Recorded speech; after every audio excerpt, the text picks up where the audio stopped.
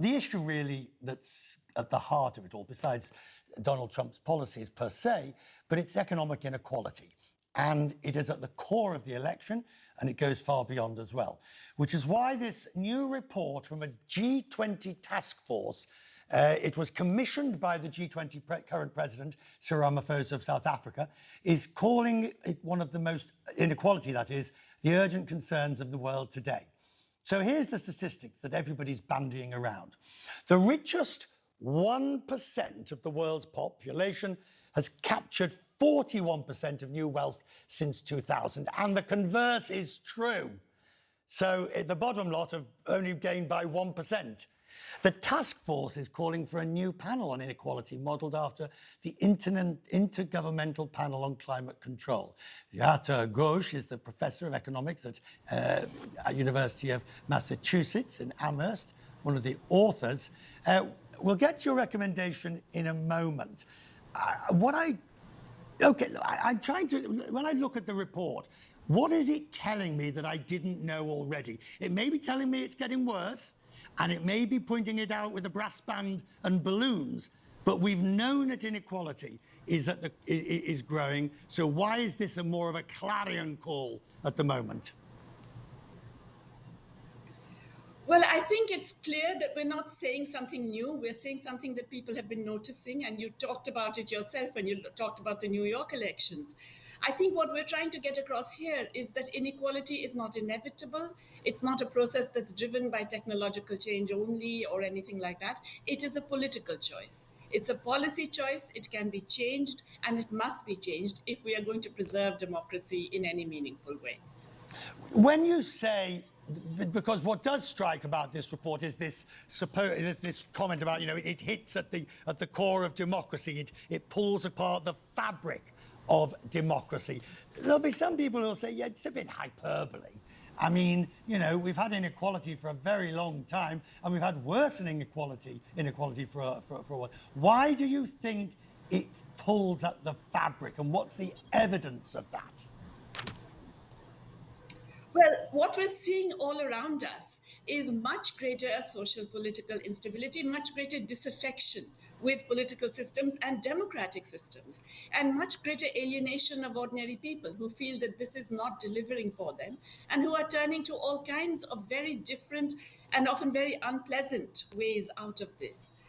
What we are seeing is not just the poor getting poorer or not feeling more fragile or their material conditions getting worse, the hollowing out of middle classes and so on. We're also seeing the tremendous expansion of wealth at the top, and associated with that expansion, the tremendous increase in the power of the very, very wealthy.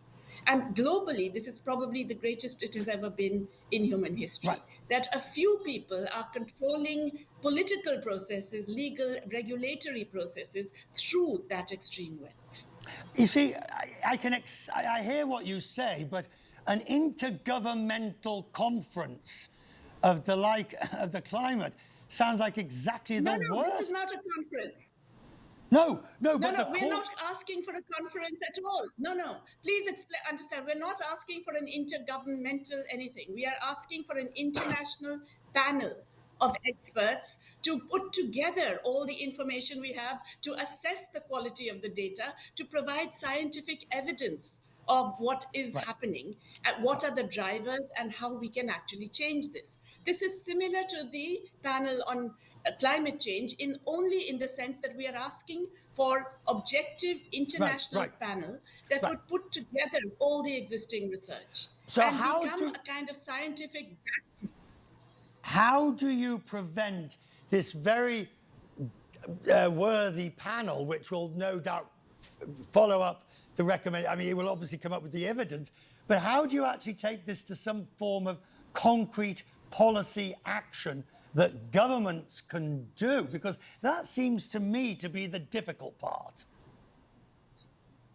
Well, we have listed range of policy actions and regulatory practices and legal conditions that would dramatically improve the inequality that we see today. We have a number of them listed in the report, but really this is all very context specific. And what we're saying is that once people realize the extent of it, once they understand the drivers, once they have sufficient data to be able to assess this properly, there will be greater demand for many of these policies to be implemented. And it's not pie in the sky. There are many governments that have managed to reduce inequality, and we have talked about the various things that they have done.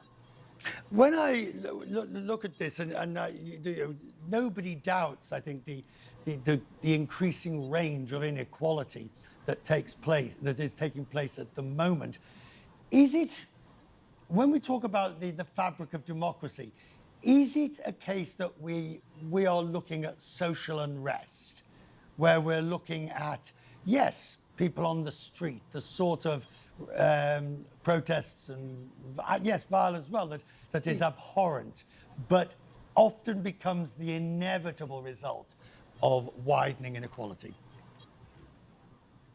Well, these can be some outcomes, and we've seen them already in several countries, certainly in the developing world and in parts of the rich countries as well.